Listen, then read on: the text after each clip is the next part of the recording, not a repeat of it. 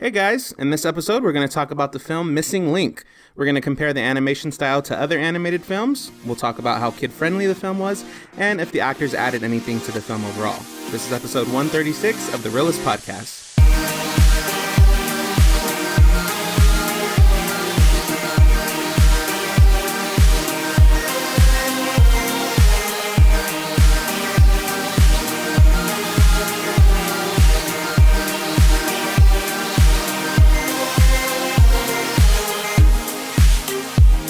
Listeners, I'm Donnie. And I'm Oscar. And we have our producer Ruben here.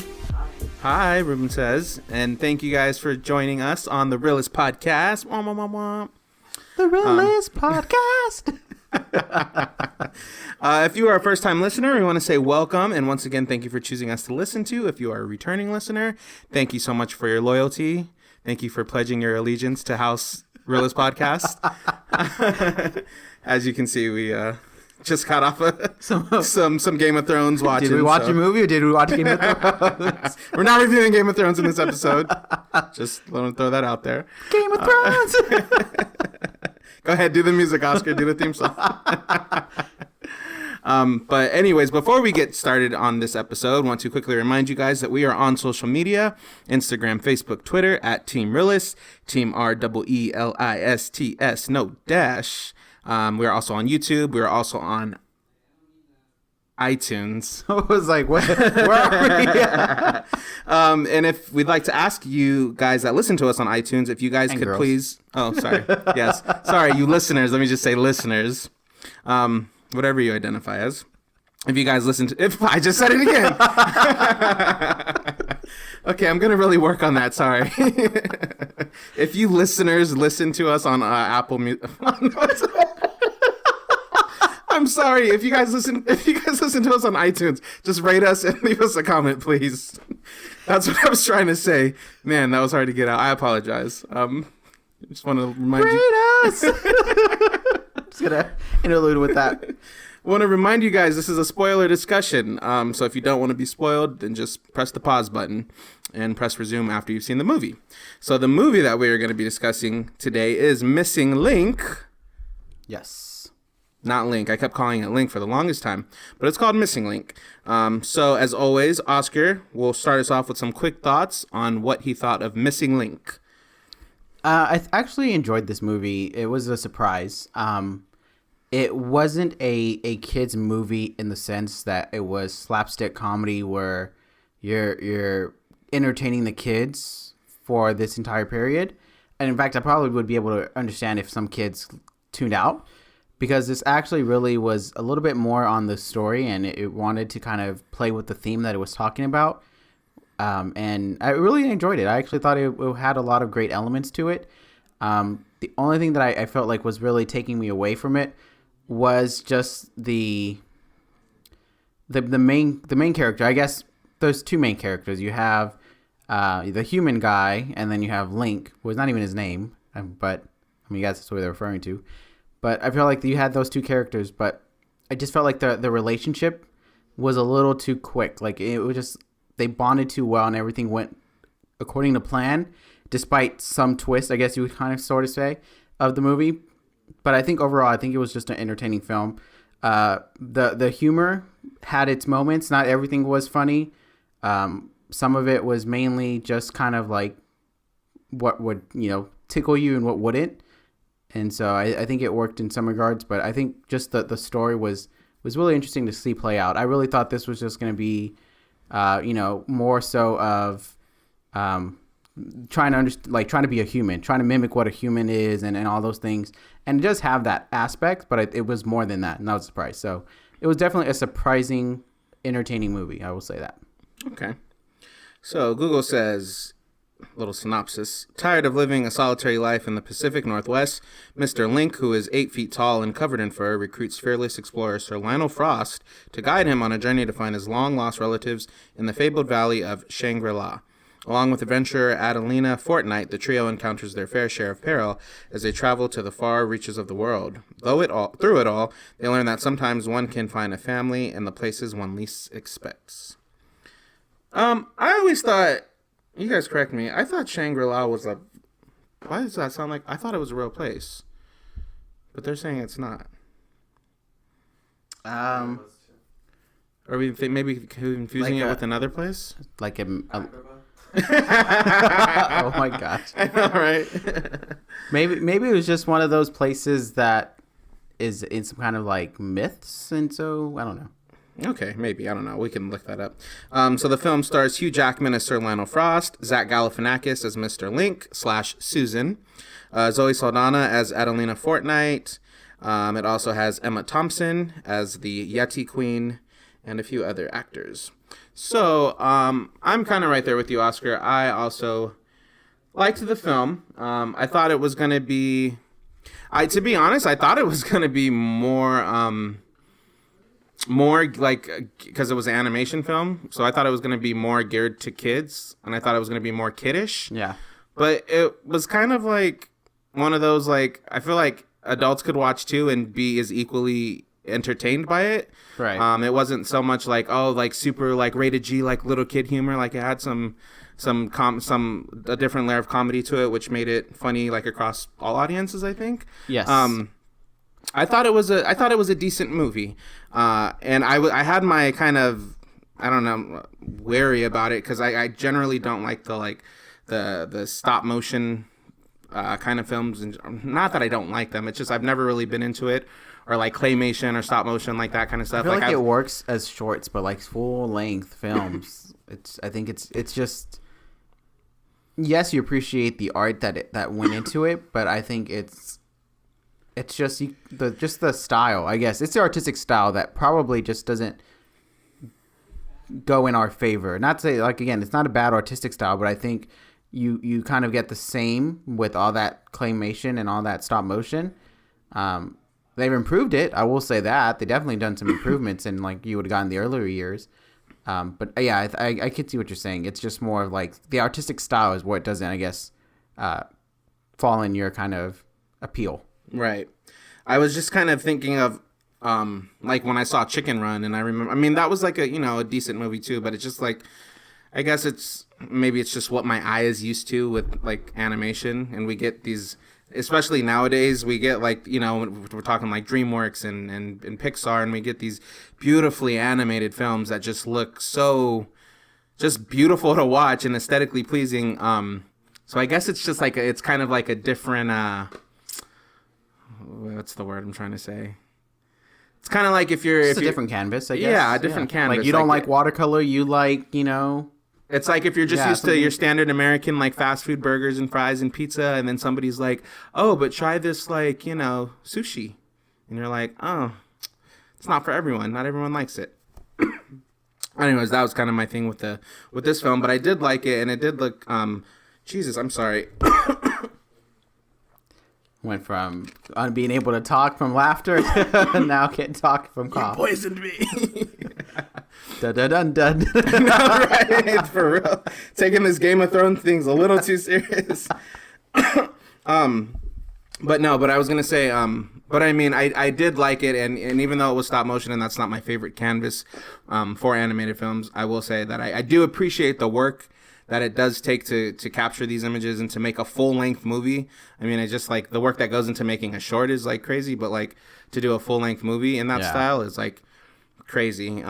But I was just watching it too, thinking, because I did like it, but I was like, I wonder if I'd liked it more if this was like, I mean, it would have been a completely different film if this was like a Pixar film or something, right. But different script and probably and all that. But to some degree, I usually always think that, like, I wonder if this was like, computer animated, would I have like... the only comparison as of right now that you can really make is with Smallfoot, because it also deals with Bigfoot. Obviously, the Bigfoot interpretation was different, but that's a Bigfoot animated movie, and this one is stop motion. Mm-hmm. So, I mean, I get what you're saying. It's definitely just an artistic lens that, it works for a lot of people, but there's still people that just can't get behind just the look of it. It's and you can there's so many different ways you can put that into perspective too. It's not like just to say that it's the stop motion process. It's just more of how it just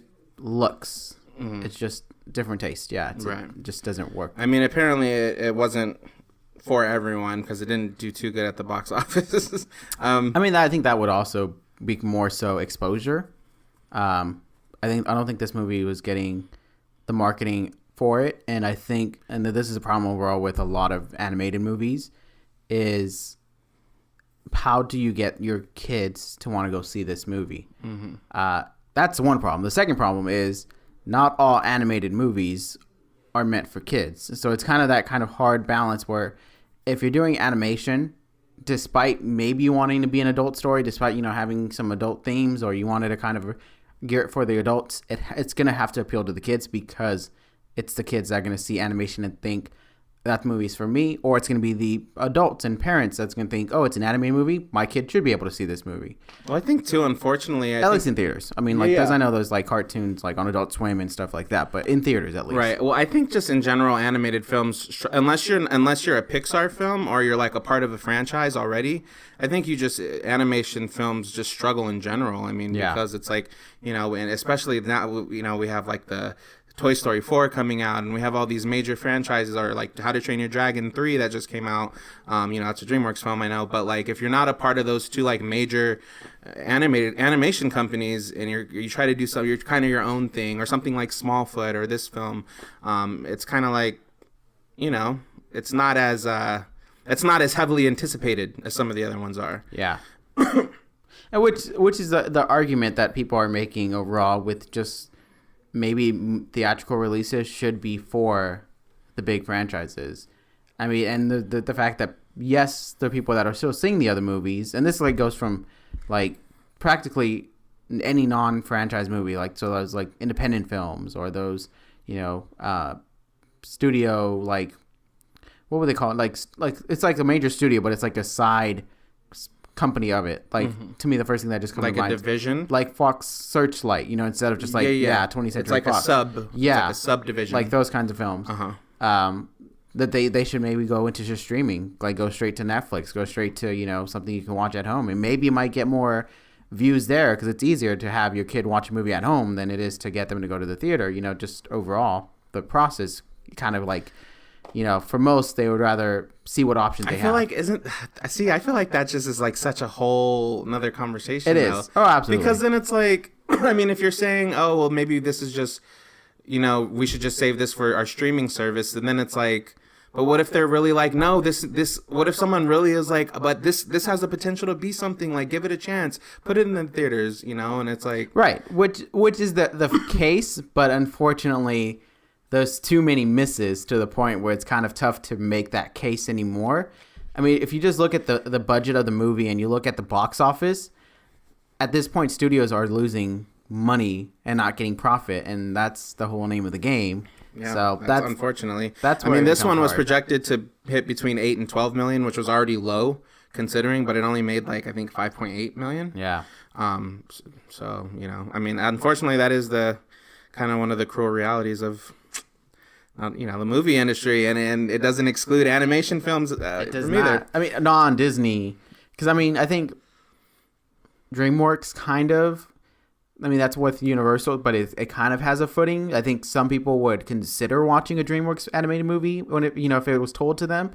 But if you kind of say like, oh, this is just by a different studio, I think a lot of people are just going to be like, I'll wait. Or, I'll catch another time. Or once it's not available to stream, I'll just watch it at home.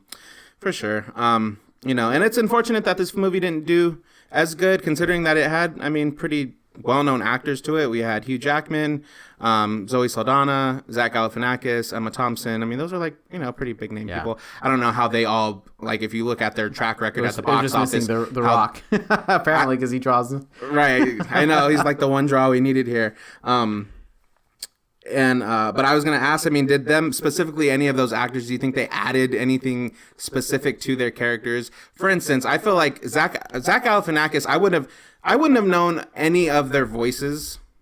Like, none of them have these super distinct voices to where I would like go, oh my God, that totally is Zoe Saldana. Right. Like, and I think for the most part, when actors are doing like voice acting and like appearing in these animated films, like there's only been a handful of times where you can hear someone go, oh my God, that sounds just exactly like them. I feel like a lot of the times they don't sound like themselves. I mean, maybe it's just No, that could be their artistic choice.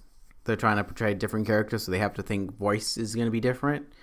I mean, it's totally different with voiceover acting. You have to do a lot of your emotions, a lot of your, dialogue has to be believable in what you're saying. So you have the opportunity to focus on how you say it. And so when, like, if you were to say, oh, this character is, from the East Coast, you'd be able to practice, some kind of like, New York accent, that kind of thing, Boston accent. So I would say to some degree, maybe that's an artistic choice that they say, I'm going to try to do a different voice just to kind of test and adjust. Mm-hmm. But yeah, no, there's only a few number of people that you would be like, oh, I know that voice. And some voice actors, it's pretty cool. Some of them, you don't even realize that they've done so many voices of shows and movies that you've watched, and you're just like... Oh, yeah. Like the ones that solely do voice acting, that are voice actors. Right. It's like the biggest one that comes to mind is the one who did Tommy Pickles for Rugrats, who also was one of the Powerpuff Girls. Tara Strong, I think, is that what you're thinking of? I don't know. Tara Strong is the one that does she was Tommy Pickles. She was Harley Quinn. She was the green Powerpuff Girl. She was somebody else too, somebody major. But yeah, it's like, and you don't realize it, but then it's like after you know who it is, and then you go back and you like watch little snippets of every show, and you're like, oh my god, that totally is the same person. So yeah, but I mean, I think I for sure Mr. Link, who was Zach Galifianakis, like I said, I wouldn't have known that was him.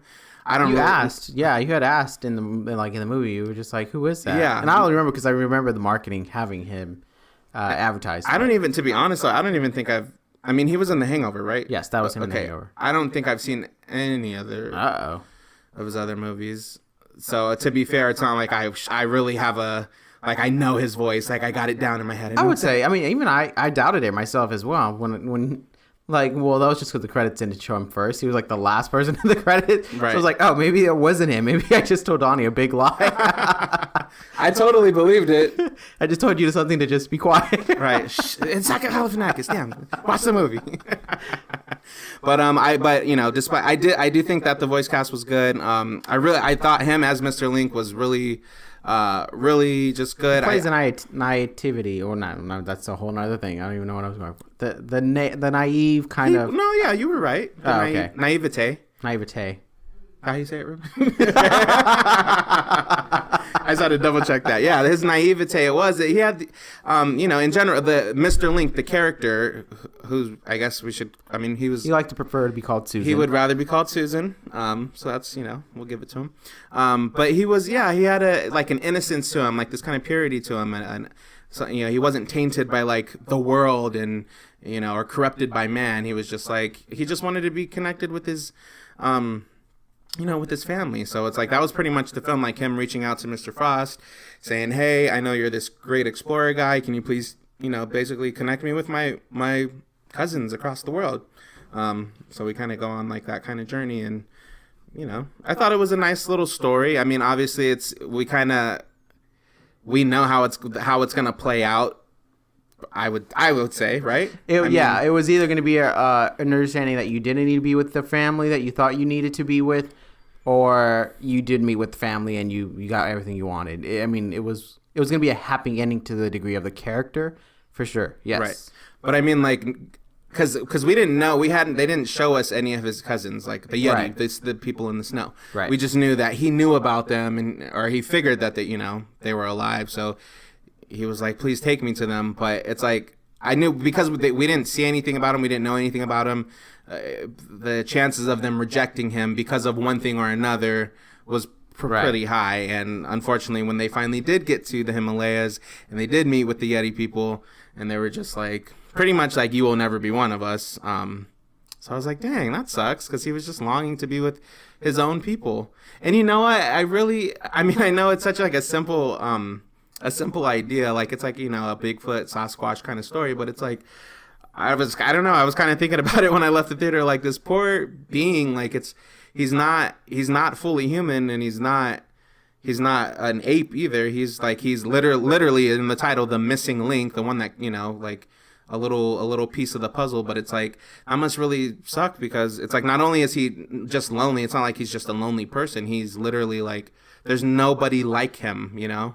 Yeah. Other than like the Yeti people, I guess. And even they were like, you're not one of us. So it's like, I felt really bad for him. I know this is like not the movie to go get all deep and sentimental in, but I was feeling really bad for his character. And I did too. I think it was one of those that the character himself was a very interesting character and kind of a reflective character, and that people were able to kind of just relate to like what he was wanted. You know, he wasn't trying to make any outrageous demands. He just wanted to be what he thought it was, home. Yeah. Of course, everyone's gonna want that. Right. So I think that character was really well created, and he brought the humor to it as well. He was the one that was keeping you entertained for the most part. You wanted to see him more on screen, and you kind of was just like, don't leave, don't go to another character, don't go to anything else. So yeah, I think that character really worked out. Yeah. I think they did a solid job of creating that character. That, I mean, he's definitely the one that I think about the most in terms of the movie, for both humor and like just his personality. So yeah, I think they nailed it for his character at the very least. Yeah, no, for sure, definitely likable. And I'm kind of bummed that like not a lot of people got to see this movie. Go see it, everyone. I know, go see it. It's great. And then Zoe Saldana as Adelina Fortnite. She was nice too. Once again, I wouldn't have known that was her at all unless I saw her name in the credit. But I did like her character as well. She was feisty and a fighter, and Mr. Frost's ex-girlfriend from years ago or whatever. And then they try to make it a highlight that she rejected him at the end again, and she was like, "You're not my type," or "You're not my type. You're not. I can do better," or something like that's what she said. I can. And so people were just like, praising that it didn't go into the cliche, and they fell in love again. Right. So I was like, okay, I guess. I didn't know people were like super like on board with that. Yeah, they appreciated that she didn't just fall for the same character again. Like she knew, despite it being a good time with him for this adventure, that's not her future. Yeah. Well, I think because she was gonna go off and start doing her own adventures, right? Right. Which and I liked the movie enough, and I think that like they left it open that there totally could be a sequel, but based off of the numbers, it's probably not going to happen. If anything, it would be more. It'll be like series, or a direct to DVD or whatever. But because I could totally see in the sequel, like Susan and Mr. Frost on their next big adventure, and then somewhere in the second or third act, Fortnite comes in to like save them from something, and it's like, she's back or something, Right. I don't know. I'm just envisioning. I'm always thinking of sequels, but it probably won't happen. Get that on pen and paper, and you never know. I know, right? I will say, I mean, to me, this is one of the things that I just didn't really fall for, I guess would be the best way to put it, was the two main characters. I think. I just think that it was a little bit forced in terms of how they met, and I know runtime was a factor, and I know this is just a positive movie, and it's not going to go any realism, but I just felt like the character didn't transition well from being this selfish man thinking of like how he can get his own gain to really having a true like let me actually help you out. I mean, their chemistry was great. I mean, that's the thing that's kind of tough. It's like, when they were on screen together, yes, they were different enough that they complemented the moments that they were taking place in, and they provided that balance. But it just felt like, realistically, they wouldn't naturally go well that along. It felt like it would have been interesting to kind of see this kind of maybe Susan or the Link had something on him that would force him to help him out, and kind of give him that kind of thing, rather than just kind of this I'm doing this for myself, but then realizing later that there's no gain from this, because the main thing was he wanted to be accepted by that society. By that society. Mm-hmm. But it's just like the society never seemed worthy of joining, but this character was supposed to. But then quickly, and Fortnite pointed that out too when she was like, "Why would you even want to be a part of a group of men that don't want you to, that don't want you to be a part of them?" Right. So it just didn't make sense. Like the way the partnership worked and the way the chemistry just became, I think, was just looked over. I think it was just kind of like, let's look over and look, they're great, they're funny together. But yeah. I mean, I don't know. I just always saw it as like he only initially did it so he could be accepted by them. So like that was his hand in it, and then Link was just so desperate to be with his own people, and he was assuming that Mr. Frost was just wanting, to help him because he was so naive and didn't know any better. Right. True. But and it was and he was like, and it was even really, it was kind of funny, but like the whole like.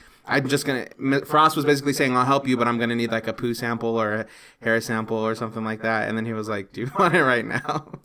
I don't know. That was one of when I think back of like funny moments, that was funny. I think so. That's why I was saying the humor, there was like something would tickle you, some things wouldn't. For example, to me, I enjoyed the part when they were trying to climb over the wall to get to her house initially. To steal the map. Oh yeah. And he goes through it. I thought that was great, but then I hated the let's be quiet because he's gonna be Lois, and so he's pushing the vent, like vault. Yeah. So like those things like that really just shows you like some of it was like it works personally, some of it just didn't work. Yeah. Did you have like a favorite scene or like a favorite joke or something from the film? Not. I mean, the only thing that just comes to mind, it's not that it was my favorite, but I just remember that when we sat down and the opening with the Loch Ness Monster, and you were just like, he would have been dead by that point. We're just like, okay, we can leave. Oh yeah, I totally forgot about that. It was just like talk about like how certain scenes and aspects tie into real life, throwing it back to episode 1. Right. That was one where the Loch Ness like basically had the guy Frost's little assistant in his mouth. And it was like half of his body was in his mouth. So I was like, in real life, he would have been bit in half. Like this big monster. this is a movie for children. We're doing an animated movie on this episode. I'm sorry. But he would have been bit in half. One was like, I can't. That was just a stand-up because you said that comment. And it was just like, we can leave now. It's like, all right, we got the one thing that wouldn't make sense in this movie. I also really, I mean, that wasn't my favorite scene, but that was a funny one. It was a good side commentary, like placed perfectly. One scene that I did like, it's not even all that, and it's just like a little thing. But like when they got on the train and they were sitting at the window, and he was like, "We need a little air," and then he just punches the window. Yeah, it's so like subtle and small, but I've like really got a kick out of that. So, but yeah, like you, I mean, a lot of the moments, there were some good moments, and then there were some like moments. So like any movie, right? Yeah. So with all that being said, Oscar, what are you gonna give Missing Link? Final roll score. I'm gonna give Missing Link a 3 out of 5. It's a good story. It's a surprise story. I would say my expectations were probably low, and it went higher than that, so that's a positive. But I still just think like the way the story goes, I just feel like a lot of it feels forced, and a lot of it obviously is just to meet those plot points, meet that theme that somebody wants to tell and stuff. I wanted this movie to find an interesting way to be able to tell this story about what home means. Predictable to some degree, I think so, but I just think that this movie didn't do anything that really made itself stand out. Like if I'm gonna go and persuade someone to see this, it's just gonna be based off of like overall just a solid story. But it's like there's nothing that I can say. You'll love this character. You'll love You'll love the animation. Other than Link, I feel like he was a lovable character. Yeah, but not like he's the best character ever. But he's not a strong character. Yeah, he's not like the character that's you're gonna walk away with and you're gonna be like, I need my Link plush toy now or something like that. Yeah. In the same way, just since it's like coming out in the same way like, Buzz or Woody had that impact. At first, because that kind of thing. It's like that's the thing you can mention. Someone to go see it.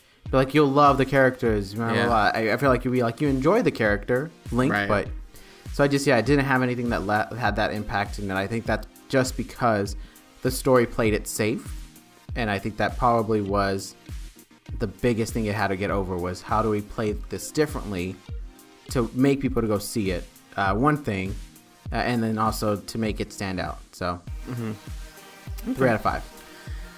All right, I'm not stealing your score. I swear to God, But I'm also giving it a 3 out of 5. And I did, like I said before, I was like, it's stop motion. I don't want to see this. I don't like that kind of animation. But I didn't mind this one, and I really did think it was a good story, and I really liked Link, aka Susan. I thought he was really lovable, and just his, him just being so pure of heart is just like made him even more, and just his intentions were so pure, and he just wanted to be with his family. And I think everyone in one way or another can relate to that, whether you're, a little kid or an old man. I think everyone can relate to that. And the story was entertaining, and it had its funny moments. It was predictable and things like that, but I mean, it's a kid's film, so you can't have like some major plot twist that it's gonna like lose the kids, and they're gonna be like, what the, I don't understand, but I thought it was adorable, it was fun, and I think it's a pretty good film. So I think if you listeners, if you haven't seen it, I would definitely advise you to go check it out. I think it's worth a shot. If you have any younger siblings or any nephews or nieces or any children or grandchildren, I think they will get a kick out of it as well. Ruben has not seen it yet, so his default score is going to be a 1 out of 5. Womp womp. But Ruben, I would encourage you to go see it. He's not going to see it though, so. Streaming, he's gonna wait for streaming. Yeah, wait for it, exactly. It's like when it's on Netflix, then I'll give it a shot. But thank you guys so much for listening to our podcast. Definitely let us know what your thoughts are if you've seen the movie. If you loved it, if you hated it, what you like, what you didn't like. Let us know it all. Remember, we're on social media, Instagram, Facebook, Twitter, and we are on YouTube, and we are on iTunes, so you can leave us comments there as well. Once again, thank you guys so much for listening, and we will see you next time.